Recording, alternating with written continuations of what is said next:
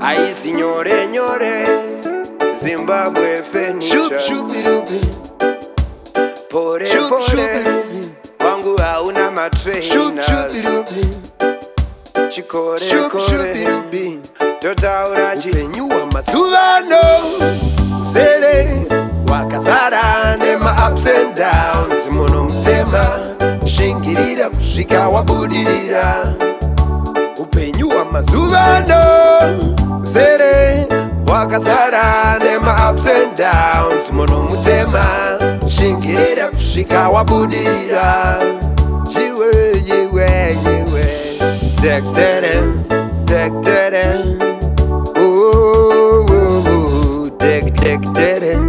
Dek uchinge wonzwa kukundikana ridzakitare moyo wako ufare oh yeah dek tere ndorogwa dzungura mutete ini pane idzi ndaita mutete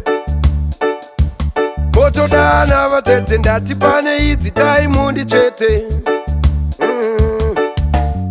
dzaiva dzomari handingasare kana mada musare sara mugare Hupenyu Hwamazuvano Uzere wakazara nema ups and downs Muno mtema shingirira kusvika wabudirira Hupenyu Hwamazuvano Uzere wakazara nema ups and downs Muno mtema shingirira kusvika wabudirira Jiwe jiwe jiwe Dek tere Dek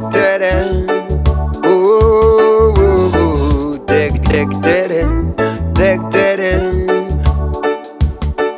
Rimwe zuva unofara rimwe zuva unosuwa Asi ukamanyisa unobudira kumakuva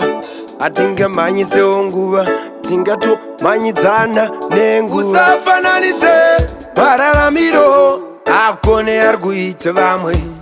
Usaenzanise mawaniro akone ari kuita vamwe Zvingabuda nepamwe Hwamazuvano Uzere wakazara nema ups and downs Muno mtema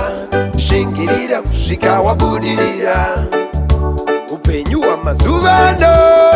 Uzere wakazara nema ups and downs Muno mtema shingirira kusvika wabudirira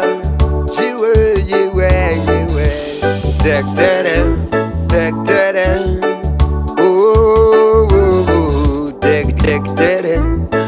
tere uchinge wonzwa kukundikana ridzakitare moyo wako ufare